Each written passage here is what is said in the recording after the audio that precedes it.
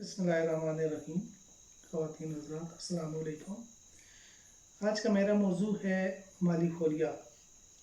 माली खोलिया असल में मालन खोलिया या मालन कोलिया है, जो बिगड़ कर माली खोलिया लफ्ज़ बन गए।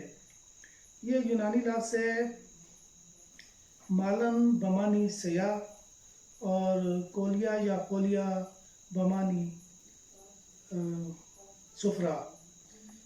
चूँकि यूनानी अतबाए कराम ने हर जली हुई खिल को सौदा से ताबीर किया है, इसलिए इसका ये नाम पड़ गया। माली खोलिया किस तरह पैदा होता है और इसकी तारीफ क्या है और इसकी अलामात क्या हैं? तो तारीफ इसकी ये है कि इसका मरीज़ वाम और वसावस में गिर जाता है, फ़िक्रमंद रहता है और उसकी सोचें फासद हो जाती हैं, ख़यालात फासद हो जाते हैं और डरा हुआ सहमा हुआ रहता है। कभी रोता है, कभी गिड़गिड़ाता है और कभी हंसने लगता है। अब इसके असबाब क्या हैं? इसके असबाब ये हैं कि एक तो ये मौरूसी होता है, बाज़ औक़ात मौरूसी होता है, यानी वालिदैन में से किसी एक में ये मर्ज़ होगा तो वो बच्चे में ट्रांसफ़र होगा। इसके अलावा ज़्यादा जागना, दिमागी मेहनत ज़्यादा करना, मुश्किल मसाइल को दिन रात सोचते रहना, ये इसके असबाब हैं। इसके अलावा कब्ज़ का रहना और कोई सदमा वगैरह अचानक पहुंच जाना, इन वजूहात की बिना पर माली खोलिया हो जाता है। अब इसकी अलामात क्या हैं? इसकी अलामात में चेहरा बेरौनक होता है मरीज़ का, आँखें बेरौनक होती हैं,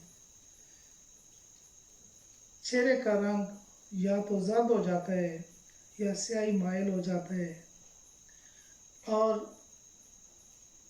मरीज़ हर वक्त सोचों में गुम नज़र आता है और तरह तरह के वाम करने लग जाता है। वसवसे उसको बहुत आते हैं, डरता है और इस तरह के ये जनरल किस्म की इनकी वो अलामतें होती हैं। चूँकि अखलाक जिस्म में चार होती हैं, लिहाजा ये माली खोलिया भी चार अक़साम का होता है। उसमें सबसे पहले माली खोलिया दमवी की बात करता हूँ, यानी खून के जलने से पैदा होने वाला सौदा और उससे होने वाला माली खोलिया। उसमें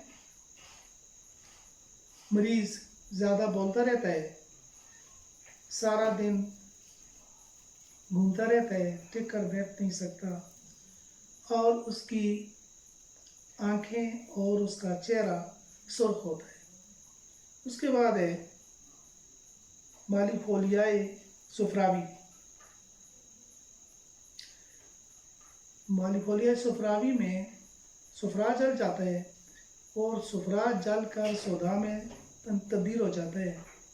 इसमें मरीज़ गुस्सा बहुत करता है और परेशान रहता है और लोगों से बातचीत में मिलने जुलने में बदअखलाक़ी का मर्तकब होता है और बेचैन बहुत रहता है। उसके बाद है माली खोलियाए बलगमी। बलगम के जलने से होने वाला माली खोलिया। इसमें हर वक्त मरीज़ फ़िक्रमंद सा रहता है, उसे वहशत होती है और उसे तरह तरह के वाम व वसावस उसके अंदर पैदा हो जाते हैं। इसके बाद है माली खोलिया सौदावी। खुद सौदा के जलने से होने वाला माली खोलिया। चौथी खिल्त की बात कर रहा हूँ, सौदा की। खुद सौदा के जलने से ہونے والا مالی خلیہ جو ہوتا ہے اس میں مریض خوفزدہ ہوتا ہے، خائف ہوتا ہے اور متردد ہوتا ہے، فکر و تردد میں پڑا رہتا ہے اور اس پر خیالات فاسدہ کا ہجوم ہوتا ہے، پھر ہر وقت روتا اور گڑگڑاتا رہتا ہے۔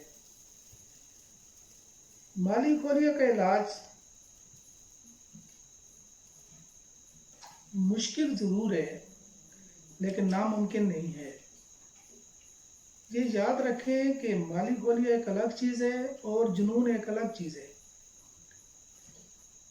قابل طبیب دونوں کا فرق بیان معلوم کر کے علاج شروع کرتا ہے تو اللہ کرتا ہے مریض 3-4 ماہ میں ٹھیک ہو جاتا ہے۔ اس میں معالج سے زیادہ مریض کے لواحقین کی توجہ ضرورت ہوتی ہے، اس لیے کہ مالی خلیہ کے مریض کو ماں باپ کی، بہن بھائیوں کی، عزیز و اقارب کی، دوستوں رشتہ داروں کی توجہ کی انتہائی ضرورت ہوتی ہے۔ اگر یہ اس کے لواحقین اقربا مریض کو خوش و خرم رکھیں، باغات کی سیر کروائیں، زود ہضم اور خوش ذائقہ اس کو غذائیں دیں اور خوشبویات کا استعمال کرائیں اور ہر طرح سے اس کو خوش رکھنے کی کوشش کریں تو اللہ کرتا ہے کہ 3-4 ماہ تک مریض ٹھیک ہو جاتا ہے اور بالکل اللہ کے فضل سے نارمل زندگی گزارنے لگتا ہے اور کسی کو محسوس بھی نہیں ہوتا کہ یہ پہلے مالی خلیہ کا مریض رہا ہے۔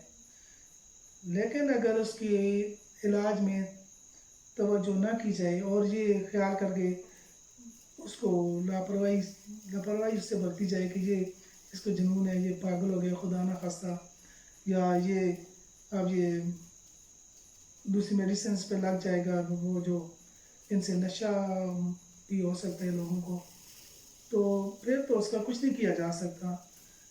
یہ باتیں یہ مخلوق خدا کی بھلائی کے لیے کی جاتی ہیں، لوگوں کی صحت و تندرستی اور ان کی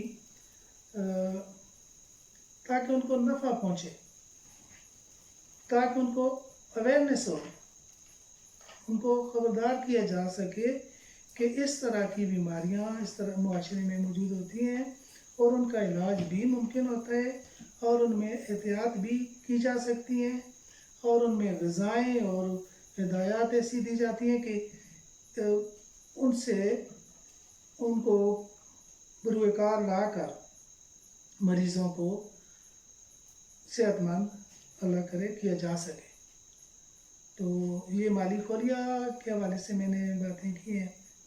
مالی خلیہ کے حوالے سے میں نے ایک آرٹیکل لکھا تھا ایک اخبار میں، جیو ہزارہ میں، وہ اس سے ذرا زیادہ تھا لیکن چونکہ یہ ویڈیوز میں ہم اس طرح کی تفصیل سے بات نہیں کر سکتے۔